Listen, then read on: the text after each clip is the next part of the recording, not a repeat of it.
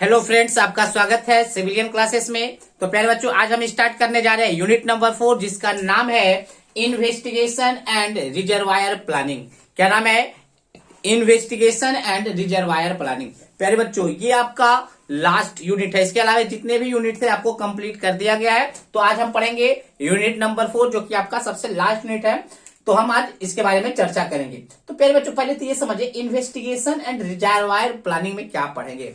प्यारे बच्चों, ये देखिए, जैसे कोई रिजर्वायर बनाना है, कोई डैम्स बनाना है। डैम्स क्या एक रिजर्वायर है। कोई डैम्स बनाना है तो डैम्स को बनाने के लिए कुछ उसका प्लानिंग करेंगे, उसके लिए कुछ इन्वेस्टिगेशन करेंगे, किस प्लेस पे बनाना होगा, कैसे बनाना होगा। तो उन सारी बातों को हम इन्वेस्टिगेशन एंड प्लानिंग किसी भी रिजर्वायर का इस चैप्टर में हम लोग पढ़ेंगे। तो सबसे पहले रिजर्वायर या डैम्स का डिफिनेशन देख लीजिए प्यारे बच्चों। क्या है? Dams are constructed for the purpose of irrigation and multiple purpose. प्यारे बच्चों, कोई डैम्स को अगर कंस्ट्रक्ट किया जाता है तो इरिगेशन पर्पस के लिए और मल्टीपल पर्पस के लिए। मल्टीपल पर्पस करने का मतलब क्या है प्यारे बच्चों? देखिए, इलेक्ट्रिक का जो प्रोडक्शन किया जाता है वो भी डैम के वाटर से किया जाता है, स्टोरेज वाटर से किया जाता है। तो बहुत सारा पर्पस होता है, उसमें से एक पर्पस होता है इरिगेशन, है ना। अब देखिए प्यारे बच्चों, जहां पे हमको डैम्स बनाना है, उस डैम्स को बनाने के लिए, मतलब उस रिजर्वायर को बनाने के लिए कुछ इन्वेस्टिगेशन करना होगा, है ना, कि कहां पे इस डैम्स को बनाया जाए। तो मेनली जो इन्वेस्टिगेशन करते हैं रिजर्वायर प्लानिंग के लिए, वो 3 तरह का करते हैं। पहला इंजीनियरिंग सर्वे करते हैं, दूसरा आपका जियोलॉजिकल इन्वेस्टिगेशन करते हैं, और तीसरा आपको हाइड्रोलॉजिकल इन्वेस्टिगेशन करते हैं। हमने क्या बोला प्यारे बच्चों? किसी भी रिजर्वायर को बनाने से पहले, प्लान करने से पहले उसका हम इन्वेस्टिगेशन करते हैं कि किस प्लेस पे बनाना होगा, कैसे बनाना होगा, है ना। तो उन सारी बातों को हम 3 स्टेप में देखते हैं इन्वेस्टिगेशन। पहला है आपका इंजीनियरिंग सर्वे करेंगे, दूसरा है आपका जियोलॉजिकल इन्वेस्टिगेशन करेंगे, और तीसरा आपका जो है हाइड्रोलॉजिकल इन्वेस्टिगेशन करेंगे। तो बारी बारी से देखते हैं प्यारे बच्चों। तो देखिए प्यारे बच्चों, इंजीनियरिंग सर्वे में क्या करेंगे? जिस साइट पे हमको डैम्स को कंस्ट्रक्ट करना है, जिस साइट पे हमको डैम्स को कंस्ट्रक्ट करना है या आपका रिजर्वायर बेसिन को बनाना है, उसका हमको ग्राफिकल मैप को स्टडी करेंगे। क्या करेंगे? ग्राफिकल मैप को स्टडी करते हुए हम वहां पे कंटूर मैप बनाएंगे। क्या करेंगे? तो कंटूर मैप ही हमको बताएगा प्यारे बच्चों कि उस जो हम डैम्स बनाने जा रहे हैं उस प्लेस पे, उसमें वाटर स्टोरेज कितना होगा। कैसे बताएगा सर? तो आपको पता होगा, कंटूर मैप बताता है आरएल, मतलब एलिवेशनल डिफरेंस को बताता है आपका कंटूर मैप। तो प्यारे बच्चों, जितना ज्यादा हाइट पे होगा, जितना ज्यादा हाइट पे आप रखिएगा क्या डैम्स को, उतना ही ज्यादा आप क्या कर सकते हैं? वाटर को स्टोर कर सकते हैं। बात समझ में आया? तो हम कंटूर मैप से हम ये बता सकते हैं कि हाइट ऑफ डैम क्या होगा, फिर हम ये बता सकते हैं कि उसमें स्टोरेज कितना हो सकता है। तो ये सब हम बता सकते हैं। ये आता है इंजीनियरिंग सर्वे के अंदर। तो देखिए प्यारे बच्चों, हमने इंजीनियरिंग सर्वे में क्या लिखा है? The area of the dam site and reservoir basin should be survey. क्या बोले? डैम साइट का जो एरिया है या जो रिजर्वायर बेसिन है, मतलब जो डैम्स है, उसको आपको क्या करना पड़ेगा? सर्वे करना पड़ेगा। So that to prepare the, जिससे कि हम क्या प्रिपेयर कर सकते हैं? Graphical map and contour map. ठीक है ना।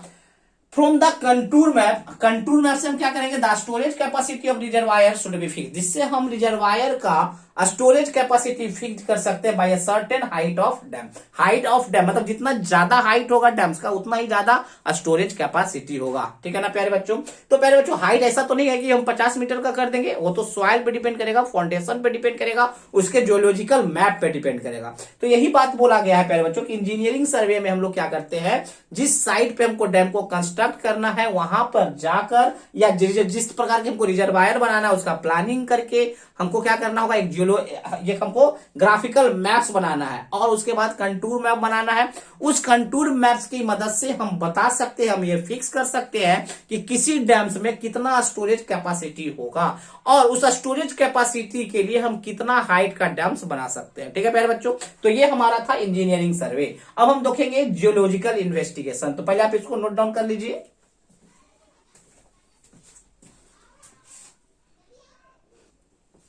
तो प्यारे बच्चों, हम लोग देखेंगे जियोलॉजिकल सर्वे। तो प्यारे बच्चों, जियोलॉजिकल सर्वे में देखिए फॉलोइंग इन्फॉर्मेशन हम लोग कलेक्ट करेंगे, जिसमें हम लोग सबसे पहला इन्फॉर्मेशन जो कलेक्ट करेंगे वो होगा डैम फाउंडेशन का। मतलब जो रिजर्वायर बनाएंगे, रिजर्वायर के फाउंडेशन के बारे में हम लोग इन्फॉर्मेशन कलेक्ट करेंगे, जिसमें हम लोग क्या देखेंगे? जिस साइट पे हमको बनाना है, डैम का फाउंडेशन बनाना है, उसका सब सरफेस कैसा है। ठीक है ना प्यारे बच्चों। तो देखते हैं डैम फाउंडेशन में हम लोग क्या क्या देखेंगे। The subsurface exploration at the dam site should be carried out to determine the properties of foundation soil and various depth. प्यारे बच्चों इसमें हम देखेंगे जिस साइड पे हमको डैम्स बनाना है उसका सॉइल का सब सरफेस का एक्सप्लोरेशन करेंगे। एक्सप्लोरेशन करने का मतलब है जिस साइड पे हमको बनाना है प्यारे बच्चों उसका सॉइल का प्रॉपर्टी जानेंगे वेरियस डेप्थ पे, कि 10 मीटर पे कितना था, 20 मीटर के नीचे कितना है, 30 मीटर के नीचे कितना है। तो वेरियस डेप्थ पे उसके सॉइल के प्रॉपर्टीज को जानेंगे, उसमें हम पढ़ेंगे डैम फाउंडेशन में। नेक्स्ट है characteristics of the reservoir basin. प्यारे बच्चों कैरेक्टरिस्टिक्स ऑफ रिजर्वायर बेसिन में ये देखेंगे कि जो हम बेसिन बनाने जा रहे हैं उसमें क्या क्रैक्स, कौन कौन से क्रैक्स आने के चांसेस है, परकुलेशन मतलब क्रैक्स आने का कौन कौन सा चांसेस है, ये सब हम लोग देखेंगे रिजर्वायर बेसिन के अंदर। तो देखिए क्या हमने लिखा है, the geological survey basin. The geological survey basin मतलब जो जियोलॉजिकल सर्वे बेसिन बेसिन करने का मतलब यहाँ पे डैम है, should be carried out to locate the cracks feature ETC. मतलब जो डैम्स में क्रैक्स या कोई छोटे छोटे जो टुकड़ा जाते हैं कण के, वो फीचर्स कहलाते हैं। तो जो क्रैक्स होता है, जो फीचर्स होता है, वो सब हमको पता करना है, उसका लोकेशन पता करना आएगा जो आपका कैरेक्टरिस्टिक्स ऑफ रिजर्वायर बेसिन के अंदर है ना। विच आर रिस्पॉन्सिबल, ये क्रैक्स किस काम में आ जाएगा, तो मतलब क्रैक्स का क्या हो जाएगा, क्रैक्स अगर आपके बेसिन में आ जाएगा प्यारे बच्चों तो उससे पानी का पर्कुलेशन होने लगेगा, पानी आर पार होने लगेगा। तो विच आर रिस्पॉन्सिबल, विच मतलब क्रैक्स के बारे में बोल रहा है, which are responsible for the percolation loss, percolation loss हो जाएगा and necessary measures are taken to control this loss. और इस लॉस को कंट्रोल करने के लिए बहुत सारा चीज आपको करना पड़ जाएगा। ठीक है प्यारे बच्चों, अब हम देखेंगे तीसरा जियोलॉजिकल सर्वे में तीसरा जो हम इंफॉर्मेशन कलेक्ट करेंगे वो हम कलेक्ट करेंगे अवेलेबिलिटी ऑफ कंस्ट्रक्शन मटेरियल। पहले बच्चों जो कंस्ट्रक्शन में मतलब डैम्स बनाने के लिए जो कंस्ट्रक्शन मटेरियल लगेगा, सीमेंट, बालू, गिट्टी, ये सब जो कंस्ट्रक्शन मटेरियल है उसको रखेंगे का किस प्लेस पे रखेंगे उसको भी जानना जियोलॉजिकल सर्वे में आता है। देखिए the place where the huge quality material. प्यारे बच्चों जो ह्यूज क्वालिटी मटेरियल है जैसे कि फाइन एग्रीगेट, कोर्स एग्रीगेट को कहां पे रखा जाए उसके प्लेस को जानना, वो क्या किसके अंदर आएगा, अवेलेबिलिटी ऑफ कंस्ट्रक्शन मटेरियल के अंदर। तो प्यारे बच्चों ये सब इंफॉर्मेशन कलेक्ट करना कहलाएगा जियोलॉजिकल सर्वेइंग के अंदर आएगा। चलिए प्यारे बच्चों पहले आप इसको नोट डाउन कर लीजिए।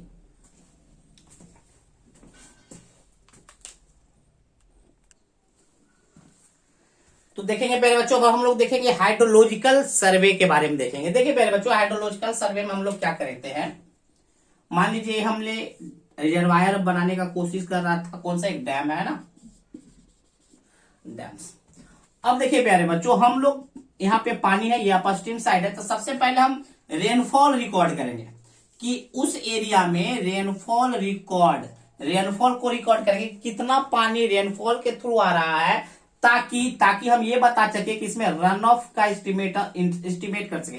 रन ऑफ हमने बताया था प्यारे बच्चों हाइड्रोलॉजिकल साइकिल में ही बताया था कि जितना पानी आफ्टर द लॉसेस बच जाता है, लॉस होने के बाद जितना पानी बच जाता है वो रन ऑफ कहलाता है। तो रन ऑफ आएगा कहां से, प्रिसिपिटेशन के होगा तो ही तो रन ऑफ होगा। तो रेनफॉल को रिकॉर्ड करेंगे ताकि हम रन ऑफ को आसानी से क्या कर सकते हैं, एस्टिमेट कर सकते। तो रेनफॉल को रिकॉर्ड करने के लिए हमको ये भी बताए थे कि आपको रेन गेज का जरूरत पड़ेगा। किसका जरूरत पड़ेगा, रेन गेज का जरूरत पड़ेगा। तो देखिए प्यारे बच्चों यही बात लिखा हुआ था, rainfall records from the rain gauge. Rainfall को क्या करना है, रिकॉर्ड करना है, किससे, रेन गेज की मदद से। Rain gauge station are collector, rain gauge station से क्या करना है, रेनफॉल को रिकॉर्ड्स कर लेना है and run of is estimated, and run of को एस्टिमेट करेंगे। ये आपको हाइड्रोलॉजिकल सर्वे के अंदर आएगा। एक है प्यारे बच्चों रिवर गेजिंग। रिवर गेजिंग का मतलब समझिए प्यारे बच्चों क्या है, it should be carried out for the main rivers. प्यारे बच्चों अब ये समझिएगा, इसमें पानी आ रहा होगा तो रिवर के थ्रू भी आ रहा होगा, ये आपका रिवर्स है प्यारे बच्चों, ये आपका मान लेते हैं मेन रिवर्स, ये आपका मान लीजिए मेन रिवर्स है। और इस मेन रिवर्स में जो है ना छोटा छोटा रिवर्स कनेक्ट है, छोटा छोटा रिवर्स कनेक्ट है। तो जो छोटा छोटा रिवर्स है ना उसको बोलते हैं ट्राइब्यूटरीज। क्या बोलते हैं, ट्राइब्यूटरीज। तो प्यारे बच्चों हम लोग क्या करेंगे, ये सारा पानी कलेक्ट होकर डैम के पास आएगा, है ना, सारा पानी डैम्स के पास आएगा। तो जिससे हमको पता चलेगा कितना डिस्चार्ज डैम के अपस्ट्रीम साइड में जा रहा है। तो देखिए it should be carried out for the main rivers, क्या करना है, ये कहा रिवर गेजिंग कहाँ करना है, मेन रिवर के पास करना है एंड इट्स ट्राइब्यूटरी, एंड जितने भी रिवर्स हैं उसके पास भी करना है in the catchment area. Catchment area कहने का मतलब जितने एरिया से उस डैम में पानी कलेक्ट होता है उसको कैचमेंट एरिया कहते हैं। जितने एरिया से पानी कलेक्ट होता है डैम में उसको कैचमेंट एरिया कहते हैं। तो मान लीजिए ये जो एरिया देख रहे हैं कैचमेंट एरिया, यहां से पानी आपके डैम के अपस्ट्रीम साइड में जाने वाला है। तो पहले बच्चों मेन रिवर्स एंड ट्राइब्यूटरीज के पास हमको ये रिवर गेजिंग करना है, जिससे हमको ये पता चल सके कि कितना डिस्चार्ज डैम्स के पास जाएगा। तो प्यारे बच्चों ये हमने देखा कि मतलब प्यारे बच्चों ये हमने देखा survey and investigation for the reservoir planning. जब आप रिजर्वायर को कोई प्लान करने जाते हैं तो कौन कौन सा इन्वेस्टिगेशन, कौन कौन सा सर्वे करते हैं, इसके बारे में हम लोग चर्चा किए। ठीक है प्यारे बच्चों, तो चलिए आज के लिए बस इतना ही। Thank you.